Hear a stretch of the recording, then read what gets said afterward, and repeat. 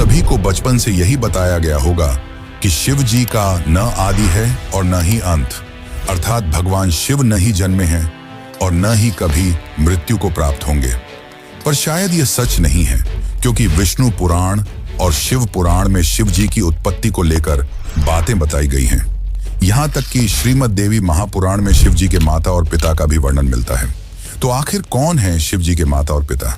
कुछ लोगों का यह मानना है कि ब्रह्मा ही शिव जी के पिता हैं, क्योंकि विष्णु पुराण की एक कथा के अनुसार शिव जी का एकमात्र बाल रूप है, जिसे हम रुद्र के नाम से जानते हैं, और माना जाता है कि रुद्र के पिता स्वयं ब्रह्मा हैं। पर आखिर इसकी सच्चाई क्या है और पूरे संसार को शिक्षा देने वाले शिव ने अपनी शिक्षा कहां से प्राप्त की? तो चलिए जानते हैं शिव जी के जन्म का असली रहस्य। लेकिन उससे पहले वीडियो को लाइक करके कमेंट में हर हर महादेव जरूर लिखें।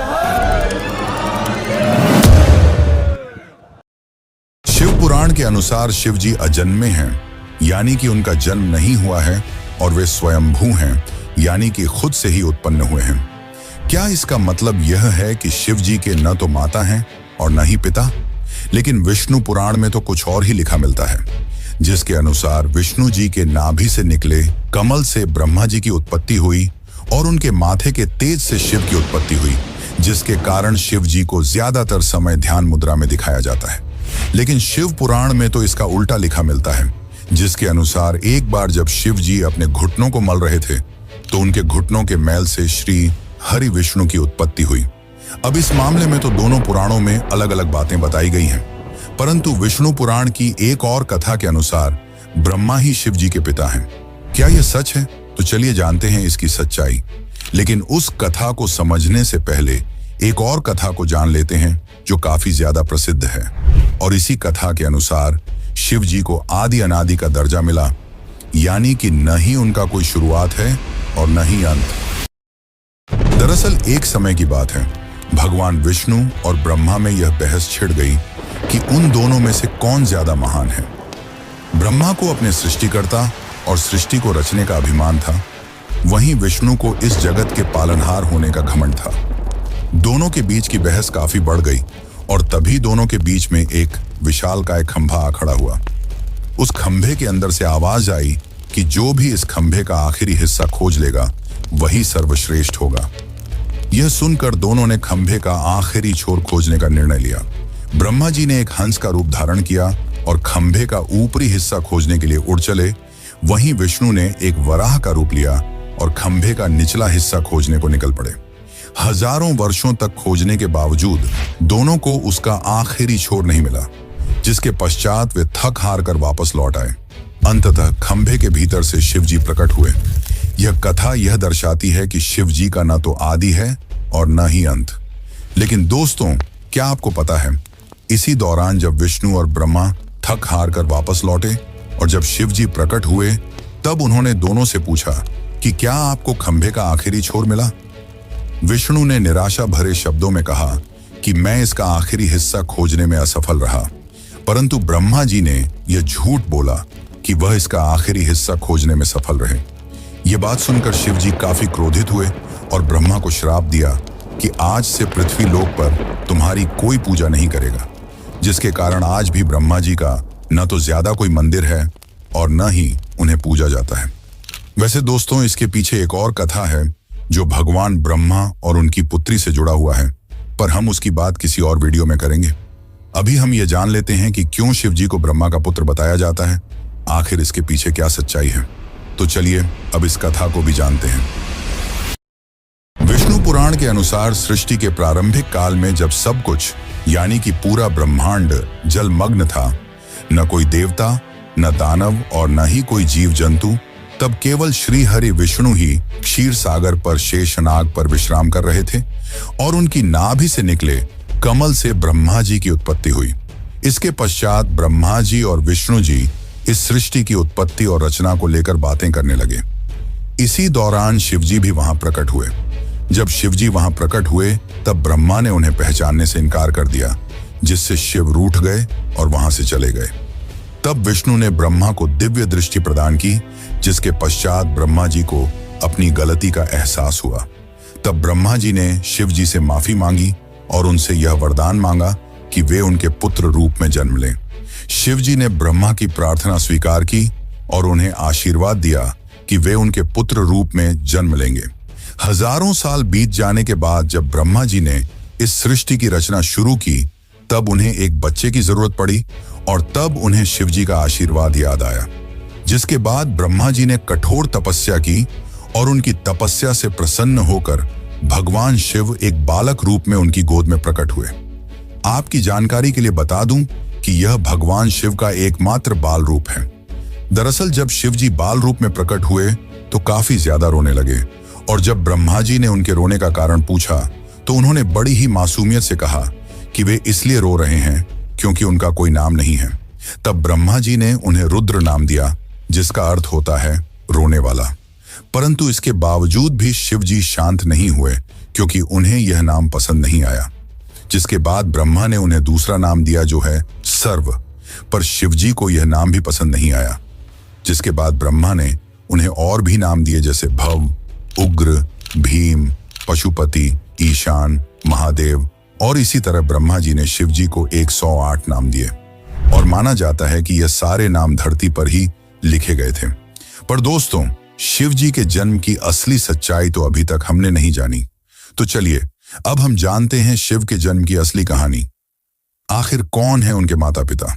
लेकिन उससे पहले आपसे एक विनती है कि अगर आपको यह वीडियो अच्छी लग रही है तो इसे अपने दोस्तों, रिश्तेदारों और अन्य शिव भक्तों को जरूर शेयर करें और कमेंट में लिखें हर हर महादेव।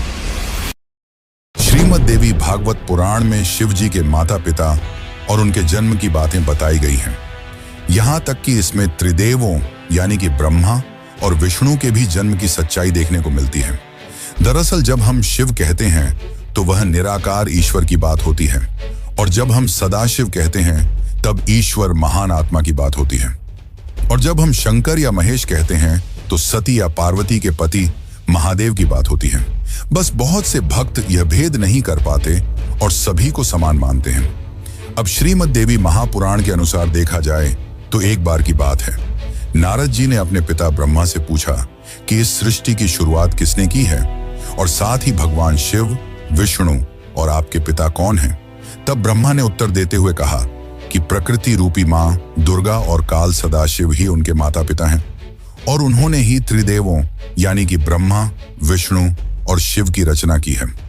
शिव पुराण के अनुसार भी काल सदाशिव और पराशक्ति अंबिका ही शिव के माता पिता हैं और इन सब में भी श्रेष्ठ हैं काल सदाशिव, क्योंकि उन्होंने ही पराशक्ति अंबिका की भी रचना की, जिनकी 8 भुजाएं थीं और वे प्रकृति रूपी मां दुर्गा भवानी कहलाईं।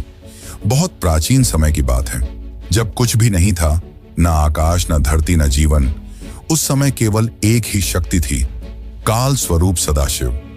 वही आदि परमेश्वर हैं जिनसे सब कुछ उत्पन्न हुआ। सदाशिव के भीतर ही शक्ति रूप में दुर्गा भी विद्यमान थी। दोनों मिलकर काशी के आनंदवन में विचरण कर रहे थे। एक दिन दोनों के मन में यह विचार आया कि अब इस ब्रह्मांड में कुछ और प्राणियों की रचना की जानी चाहिए ताकि इस सृष्टि का विस्तार हो सके। उन्होंने सोचा कि किसी और पुरुष को पैदा किया जाए जो इस सृष्टि की जिम्मेदारी उठाए ताकि वे दोनों स्वयं निर्वाण की अवस्था में जा सकें, यानी मोक्ष में लीन होकर ध्यान और शांति में स्थित हो सकें।